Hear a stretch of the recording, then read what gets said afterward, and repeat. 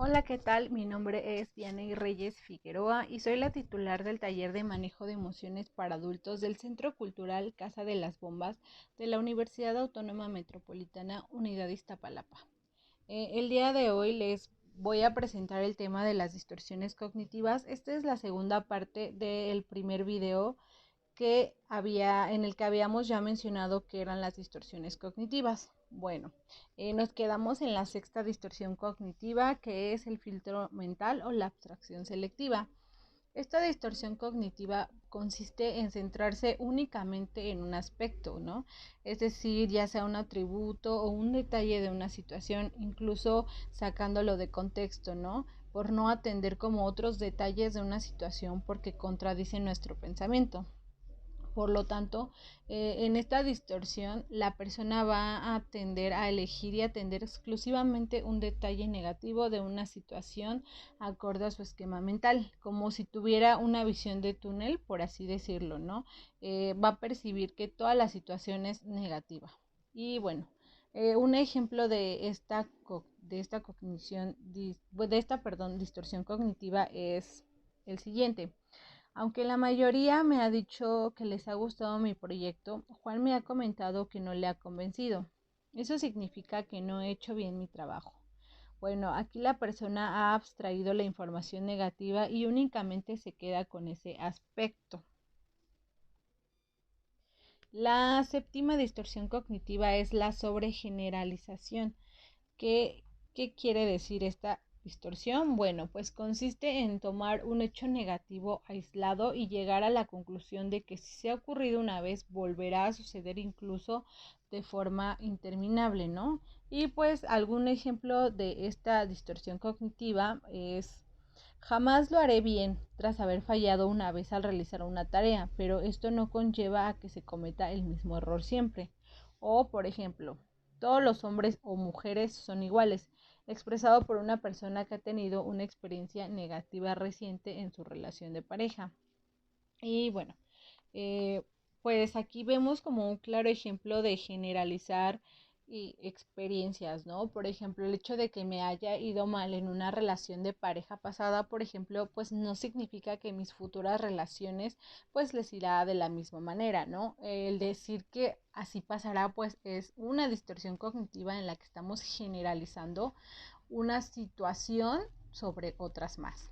Y bueno, una variante de esta distorsión cognitiva sería el de la etiqueta global, que pues es una forma extrema de la generalización. Por ejemplo, pues poner etiquetas va a significar que creemos imágenes negativas basadas en una sola falta o defecto. Y pues ejemplos de esta distorsión cognitiva de etiquetas globales, pues puede ser la de soy un fracasado en vez de cometí un error, o son unos egoístas en vez de, según mi criterio, ¿no? Que han actuado de manera egoísta en este momento. O sea, es decir, vamos a englobar todo en una sola cosa, ¿no? O situación. Y bueno, la siguiente distorsión cognitiva es la distorsión cognitiva de deberías. Bueno, en esta distorsión cognitiva la persona se critica a sí misma o a otras personas según unas reglas rígidas y exigentes sobre cómo tienen que ser las cosas. Aquí pues la persona va a tender a utilizar los debería, ¿no? En vez de los no debería o tendría que o no tendría que. Y cualquier desviación pues de estas reglas o normas se considera insoportable y conlleva una alteración extrema en el estado de la persona. En este caso pues sería importante cambiar las expectativas para acercarse más a la realidad. Y pues un ejemplo de las afirmaciones debería pues pueden ser los siguientes. Por ejemplo, él debería haber hecho algo esa noche. Este pensamiento que presiona tanto a la persona pues puede producir autorrechazo, vergüenza y culpa. O otro ejemplo muy claro es el no tendrías que haber actuado de esa manera. Cuando los resultados de los actos de otras personas no satisfacen las propias expectativas, como sucede inevitablemente en numerosas ocasiones, pues la persona que presenta este tipo de distorsiones cognitivas no se sentirán bien y es posible que afecte negativamente a su funcionamiento. Y bueno, La novena distorsión cognitiva, que es el de la personalización, es cuando la persona tiende a autoatribuirse hechos y fenómenos externos que no tienen nada que ver con ella misma.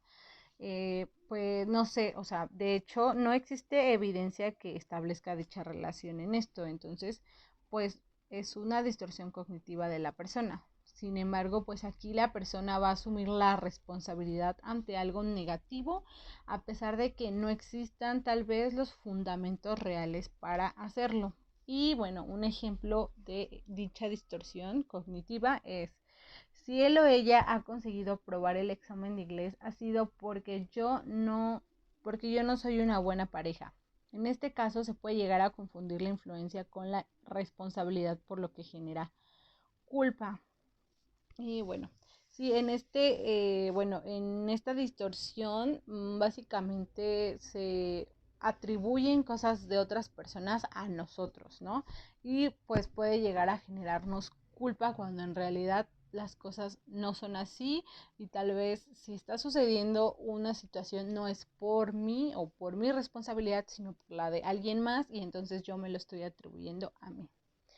Y la siguiente distorsión cognitiva, que es la número 10, es la distorsión cognitiva del razonamiento emocional. Bueno, en esta distorsión cognitiva, pues va a consistir en tomar las propias emociones como pruebas de verdades absolutas. Es decir, que vamos a tender a razonar en función de cómo nos estamos sintiendo en determinado momento.